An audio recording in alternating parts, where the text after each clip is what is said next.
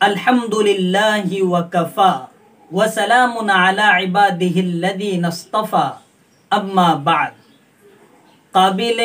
تکریم حضرات ناظرین گرامی، السلام علیکم ورحمۃ اللہ وبرکاتہ۔ جیسے ہی میں نے یہ خبر دیکھی کہ شیخ الاسلام مفتی محمد تقی عثمانی دامت برکاتہم العالیہ پر فجر کی نماز کے بعد ایک ساتھی نے حملہ کرنے کی کوشش کی، لیکن الحمدللہ حضرت کے جو گارڈ تھے وہ چوکنا تھے اور انہوں نے دیکھتے ہی اس مردود کو اپنی پکڑ میں لے لیا اور حملہ کرنے سے پہلے ہی پولیس کے حوالے اسے کر دیا گیا، اور اس وقت اس کی تفتیش جاری ہے کہ یہ کون ہے، کہاں سے آیا تھا، اور چاقو جو اس کے پاس ملا ہے اس کا مقصد کیا تھا۔ اور یہ جملے حضرت شیخ مفتی تقی عثمانی دامت برکاتہم العالیہ کی زبانی میں نے سنا ہے، ابھی آڈیو ان کا آ گیا ہے۔ ناظرین، اللہ کا شکر ہم ادا کرتے ہیں کہ امت کا بہت بڑا سرمایہ شیخ الاسلام مفتی محمد تقی عثمانی کو اللہ نے محفوظ رکھا اور ہم گنہگاروں کو ایک اور قدر کرنے کا موقع نصیب فرمایا۔ واقعتاً حضرت کے امت پر بہت بڑے احسانات ہیں۔ حضرت نے جو کارنامے انجام دیے ہیں،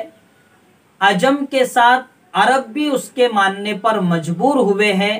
اور علماء عوام سارے ہی حضرت کو شیخ الاسلام کہنے پر مجبور ہے۔ لیکن کہتے ہیں نا کہ کچھ بد نصیب ایسے ہوتے ہیں کہ جن کی عقل ماری جاتی ہے اور وہ ہیرو کو نہیں پرکھ پاتے اور اپنے آپ جہنم کو خرید لیتے ہیں۔ ایسے پاکستان میں علماء کو شہید کرنے کی ایک سیاہ تاریخ ہے کہ علماء کو آئے دن ایک سال میں آپ کو خبر سننے کو ملتی ہے کہ فلاں عالم کو شہید کر دیا گیا، فلاں عالم کو شہید کر دیا گیا۔ ایک تاریخ بھری پڑی ہے، اگر آپ ریسرچ کرو گے اس پر کہ جب سے پاکستان کا وجود آیا ہے اس کے بعد سے پاکستان میں کتنے علماء کو شہید کیا گیا ہے، تو آپ دیکھ کر دنگ رہ جاؤ گے۔ پہلے بہت ہی بڑے عالم دین علامہ ضیاء الرحمن فاروقی کو شہید کیا گیا، حق نواز جھنگوی رحمۃ اللہ علیہ کو شہید کیا گیا، مولانا اسلم شیخو پوری رحمۃ اللہ علیہ کو شہید کیا گیا، اور پچھلے سال عادل خان صاحب کو شہید کیا گیا۔ تو جو بھی عالم بہت اچھا کام کرے گا، بہت امت کو فائدہ پہنچائے گا، تو ایک تنظیم، ایک دھڑا، ایک فتنہ پاکستان میں موجود ہے جو صرف یہی ٹارگٹ لگا بیٹھتا ہے کہ اس وقت کون سا عالم اوپر جا رہا ہے اور کس سے امت کو فائدہ پہنچ رہا ہے، اور فوراً اسے ٹارگٹ بنایا جاتا ہے اور اس کو مارنے کی کوشش کی جاتی ہے۔ اللہ معاف کرے کہ جو ملک اسلام کے نام پر بنا، جس ملک سے بڑے بڑے اکابرین نے امیدیں وابستہ کی تھی، آج اس ملک میں علماء محفوظ نہیں ہے۔ میں انڈیا سے آتا ہوں، ہمیں اتنا خطرہ یہاں نہیں ہوتا ہے، اور ہم آئے دن ڈرے ہوئے رہتے ہیں کہ خدا نہ کرے کہ پڑوسی ملک سے کسی بڑے عالم دین کی شہادت کی خبر آ جائے، یہ ڈر لگا رہتا ہے۔ تو دوستو، یہ اگر آواز پاکستان میں جاتی ہے تو میں گزارش کروں گا کہ اللہ کے واسطے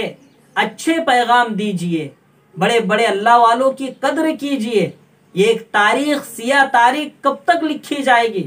اور جس ملک میں علماء کی قدر نہ کی جاتی ہو، جس ملک میں علماء پر دہشت گردانہ حملے کرائے جاتے ہو، اس ملک میں امن و امان کیسے قائم ہو سکتا ہے، اور اس ملک میں امن و سلامتی کیسے آ سکتی ہے؟ اس لیے میں گزارش کروں گا، سب سے پہلے جس پر سب کی نظر ہوتی ہے وہاں کی شیعہ تنظیموں پر، کہ باز آ جائے اپنے غلیظ حرکتوں سے، ناپاک حرکتوں سے، اور اللہ والوں کی قدر کیجئے، ورنہ پہلے ہی مردود ہے اور اللہ اور زیادہ مردود کر دے گا۔